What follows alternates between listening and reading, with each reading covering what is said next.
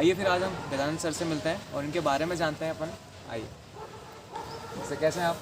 बढ़िया, आप सुनाएं। बस सर बहुत बढ़िया, बहुत अच्छा लग रहा है आपसे मिलकर। मेरे सर ने बताया था, महेंद्र सर ने बताया था कि उन्होंने भी आप ही से सीखा था और हम आपके क्लब भी आए हुए हैं। हमने सब प्रैक्टिस वगैरह देखी वहाँ पे, मतलब बहुत अच्छा फील आएगा। अपने इतने सारे लोगों को, आप इतने स्टूडेंट्स को ट्रेन कर रहे हैं। सर शुरुआत कहाँ से करी आपने?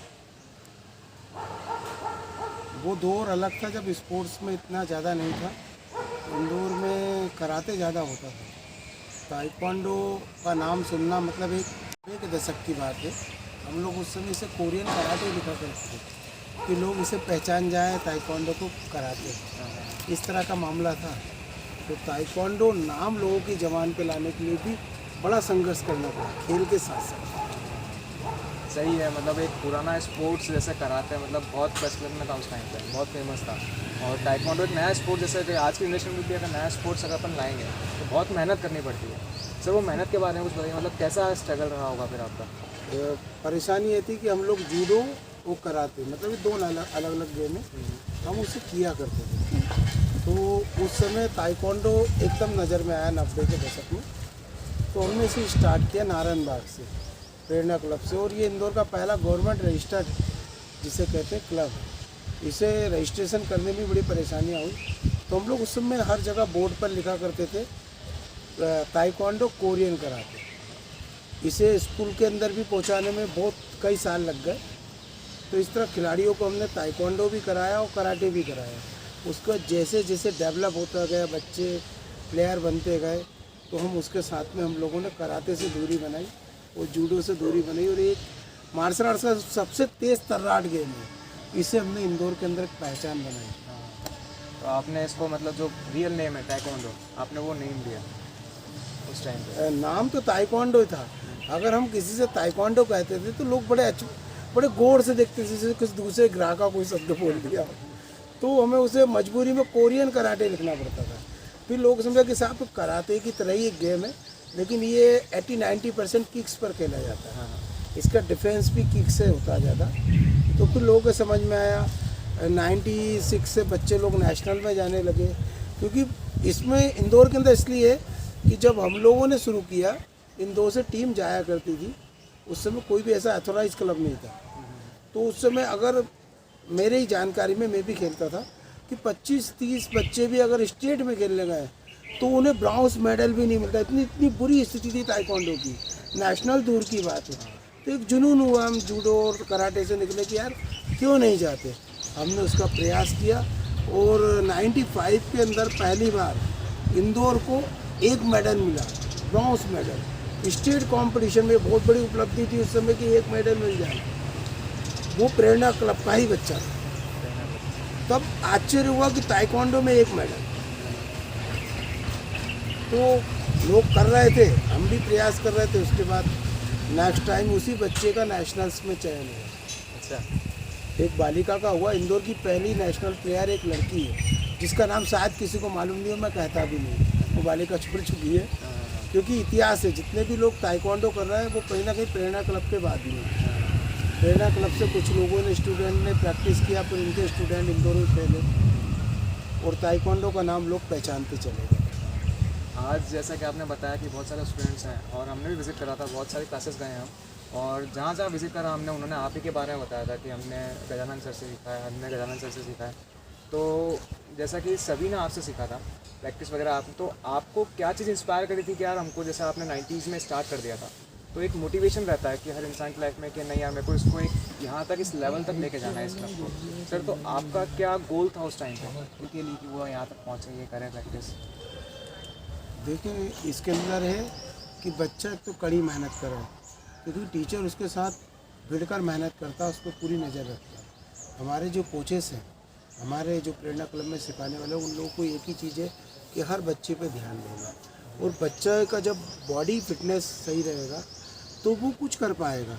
स्टेमिना चाहिए, फिटनेस चाहिए, तो उस पर हम सबसे पहले ध्यान देते हैं। और फिर बच्चा स्टेट लेवल पर, नेशनल लेवल पर खेल रहा है, तो हम उस बारीकी को देखते हैं कि बच्चे में क्या कमी है। अपोनेंट को वो समझ पाता कि नहीं, हम उस हिसाब से प्रैक्टिस कराते हैं। गोल तो यही है कि बच्चे लोग इंटरनेशनल लेवल पर जाएं, वर्ल्ड चैम्पियनशिप खेले, एशियन चैम्पियनशिप खेले। ओलंपिक का इसलिए नहीं कहूँगा क्योंकि ओलंपिक में अभी तक इंडिया टीम ने क्वालिफाई नहीं किया, तो वो बहुत बड़ी चीज़ है। हमारी भारत सरकार भी बहुत मेहनत कर रही है, लेकिन खिलाड़ी तो निकले। वो खिलाड़ी निकलने के लिए सबसे पहले कंपटीशन की ज़रूरत है। कंपटीशन, क्लबों का कंपटीशन अगर मजबूत रहेगा, जैसे आप फुटबॉल देखते हैं, फुटबॉल में आप लोग इंडिया में इस तरफ नहीं है, लेकिन गोवा साउथ की तरफ आप देखें, छोटे छोटे क्लब, फुटबॉल क्लब में इतना कंपटीशन है। फॉरेन में देखें, ऐसा कंपटीशन इधर नहीं है, तो हम लोग खिलाड़ी तैयार करने में बहुत परेशानी हो रही है। और आप खिलाड़ी जैसे बोल रहे हैं कि एक अच्छे लेवल पे जाने के लिए अच्छी प्रैक्टिस भी लगती है, तो आप क्या रिकमेंड करते हैं कि एक प्लेयर जो है, as a player, real player, उसको डेली कितना एफर्ट्स लगाने पड़ना चाहिए, मतलब प्रैक्टिस के लिए? देखिए, बच्चा ईमानदारी से 2-3 घंटे जो क्लब में वो मेहनत करे।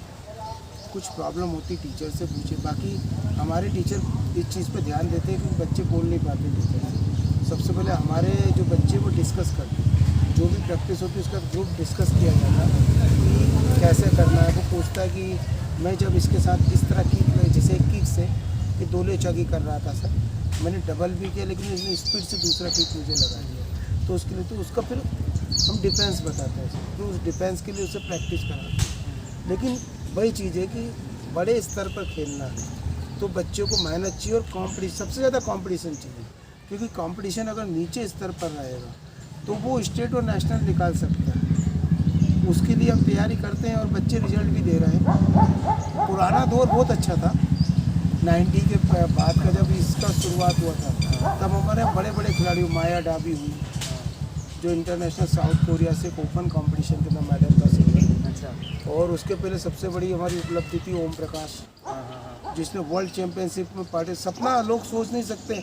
98 में इंदौर के बच्चे वर्ल्ड चैम्पियनशिप में पार्टिसिपेट कर रहे थे, लेकिन हास्यास्पद चीज़ है कि जब नेशनल के अंदर पहला गोल्ड लाने वाला राकेश कुशवाहा 96, उसके अंदर जब मध्य प्रदेश सब जूनियर टीम ने बॉम्बे के अंदर विल्सन हाई सेकेंडरी स्कूल, मुझे नाम याद है क्योंकि वो एक रिकॉर्ड था कि इंदौर को जहाँ स्टेट में 95 में पहली बार होशंगाबाद से ब्रॉन्ज मेडल मिला था, एक बच्चा पहली बार नेशनल पार्टिसिपेंट करता सब जूनियर टीम में, और पूरी मध्य प्रदेश की टीम हार जाती है, वो एकमात्र बच्चा गोल्ड मेडल जीतता है इंदौर का, वो रिकॉर्ड था।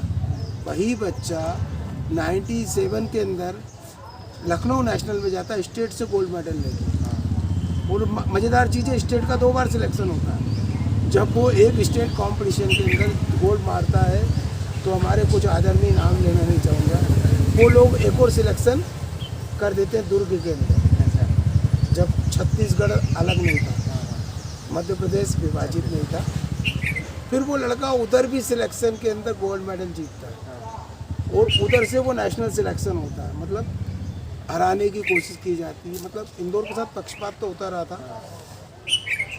तो उस समय जब लखनऊ नेशनल खेलते हैं, उस समय सब जूनियर टीम के जो 10 बैट कैटेगरी होता है उसमें सारे प्लेयर्स हार जाते हैं, मतलब गोल्ड मेडल नहीं ले पाते। एकमात्र गोल्ड मेडल एमपी को यही दिलाता है। अच्छा। अब आप सोचिए कि 97 में लड़का जब कंटिन्यू 2 साल गोल्ड मेडल ले लेता तो पक्का तीसरे साल एक क्लब अवार्ड करेगा।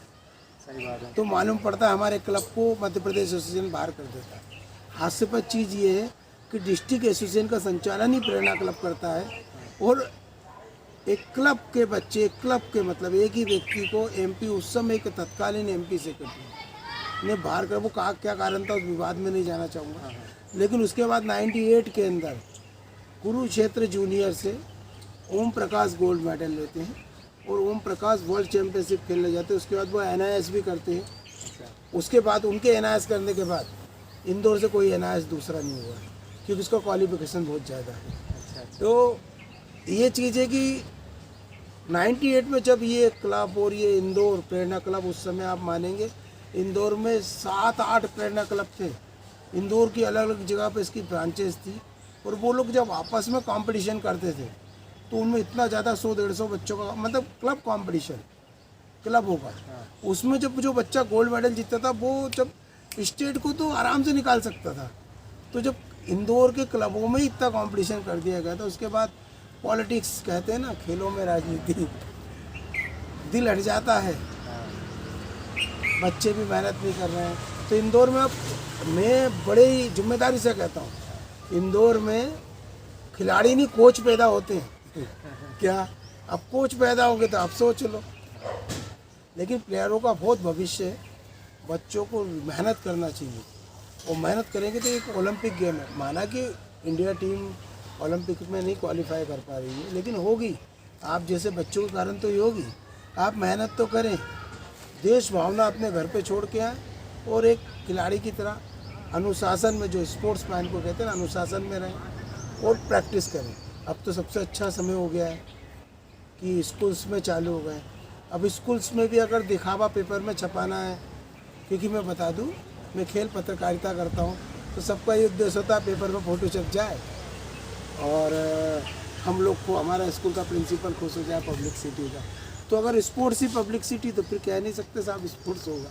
ये तो आप एकदम सही बोल रहे हैं कि मतलब स्पोर्ट्स ऐसी चीज़ है कि जिसमें dedication, first of all discipline बहुत ज़्यादा इंपॉर्टेंस रखता है। अनुशासन ही बच्चे को आगे लेके जाता है, और अनुशासन से ही बच्चा मतलब बहुत अच्छी प्रैक्टिस करके बहुत ज़्यादा आगे निकल जाता है। तो यह तो अपनी प्रैक्टिस। सर, जैसा कि क्राइम्स अब इंदौर में नहीं, पूरे इंडिया में, पूरे वर्ल्ड में सब जगह इंक्रीज़ हो रहे हैं, और मैक्सिमम क्राइम्स अगेंस्ट वुमेन्स होते हैं। तो आप क्या मतलब एक स्पीच मतलब इंस्पायर करना चाहेंगे एक लड़की को कि ये गेम कोई सा भी गेम कैसे करे, स्टार्ट करे, ताकि वो उसको प्रोटेक्ट करे खुद को, प्लस दूसरों को भी बचा सके वो? देखिए, पहली चीज़ तो ये है कि लड़की और लड़का, जैसे आपने बोला ना, लड़की और लड़का, तो मैं समझता इक्वल है। हमारा जो कॉन्स्टिट्यूशन कहता है कि जो भी आदमी उसे बराबरी का दर्जा मिलना चाहिए, तो हमारा समाज 2M दर्जे का। अभी इंटरनेशनल वुमेन डे हुआ था, तो मैंने एक आर्टिकल लिखा है अच्छा, कि एक दिन वुमेन डे मनाने से कुछ हो सकता है क्या? तो वुमेन को उसके पूरे राइट्स तो मिल जाए। तो आज भी हमारे जो उच्च राजनेता, उन्हें कहना पड़ता है बेटी बचाओ बेटी पढ़ाओ। यार, आज़ादी के इतने समय बाद भी आज बेटा और बेटी की बात हो रही, पढ़ाओ, मतलब अभी तक स्थिति खराब है। तो हम लोगों को, वैसे तो लड़कियों को हर फील्ड में आना चाहिए, और बिल्कुल जेंट्स के बरोबर 50% होना चाहिए हर जगह।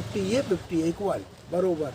तो लड़कियों को मार्शल आर्ट्स तो करना चाहिए, दूसरे गेम या एक्सरसाइज से जुड़ना चाहिए। मार्शल आर्ट सेल्फ डिफेंस के साथ साथ दिमागी मजबूती भी देगा, कॉन्फिडेंस भी पैदा करेगा। तो कहा जाता है लड़कियों को अपने बचाव के लिए सीखना, लेकिन लड़कियों को बचाव की ज़रूरत क्यों पड़ रही है? कहीं ना कहीं पुरुष समाज की गलती हो रही होगी। क्राइम का स्तर आपने बताया, क्राइम का स्तर बढ़ रहा है।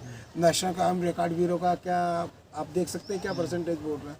तो सोसाइटी के जो जिम्मेदार लोग हैं, उन लोगों को ये चीज़ सोचना पड़ेगी कि यार, हम बेटी बचाओ बेटी पढ़ाओ की बात करते हैं जब, तो बेटियां तो हमारी हैं, बहुएं हमारी हैं।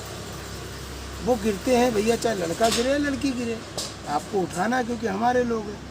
बाकी आपने जो प्रश्न मेरे से पूछा बहुत अच्छा है कि लड़कियों को बिल्कुल सीखना चाहिए, लड़कियों को जानबूझ के सीखना चाहिए, क्योंकि एक तो मजबूत भी रहेंगी, और वो किसी भी पुरुष या किसी और से, मैं बरोबर ही, मेरे लिए तो बरोबर ही है सर। सही बात है। और मेरे लिए इंटरनेशनल जो वुमेन डे होता है, मदर डे होता है, फादर, एक दिन के लिए क्यों मनाएं?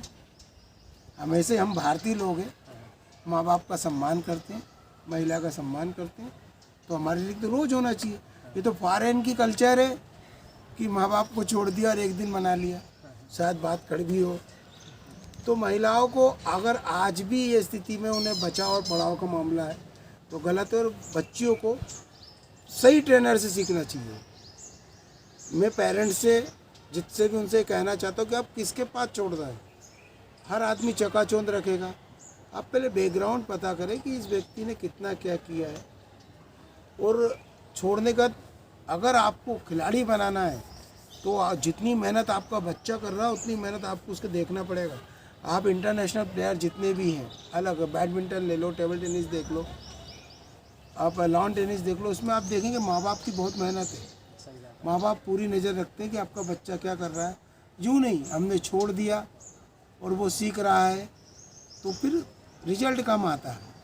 एक दो निकल जाते हैं छप्पर फाड़ के तूफानी, बाकी हर से उम्मीद नहीं कर सकते। इसलिए पेरेंट्स लोग ध्यान दें कि वो लोग जब बच्चों को कुछ सिखाने पहुँचा रहे तो उस पर पूरी नज़र रखें, उसकी कमियों को दूर करें, और जब माँ बाप को देखेगा तो खुश होकर ज़्यादा करेगा तो रिजल्ट भी जल्दी आएगा। और रही लड़कियों की बात, तो लड़कियों को बिल्कुल मार्शल आर्ट्स का कोई सा भी गेम सीखना चाहिए। तो रियली बहुत अच्छा लगा गजानन सर से मिलके, इतनी सारी चीज़ें जानने को मिली। अगर आपको भी ताइक्वांडो के बारे में बहुत सारी चीज़ें जानना है, पता करवाना है। जैसे कि अपना इनके पास इतना नॉलेज है कि फ़र्स्ट नेशनल किसने लिया था अपने इंदौर में, ऐसी बहुत सारी चीज़ें। तो आप गजानन सर से संपर्क कर सकते हैं। आइए, सर को हम धन्यवाद बोलेंगे इनका कीमती समय देने के लिए हमको। Sir really thank you for giving your precious time. Thank you. सभी लोग अच्छी तरह मेहनत करें, कोरोना काल के अंदर सब लोग डिस्टेंस रखें, और ये बहुत अच्छा कर रहे हैं। आप इनके चैनल को भी सब्सक्राइब करें और ज़्यादा से ज़्यादा लोगों से सब्सक्राइब कराएं और बेल भी बजवाएं। Thank you. Thank you so much friends, and thank you really sir for your time.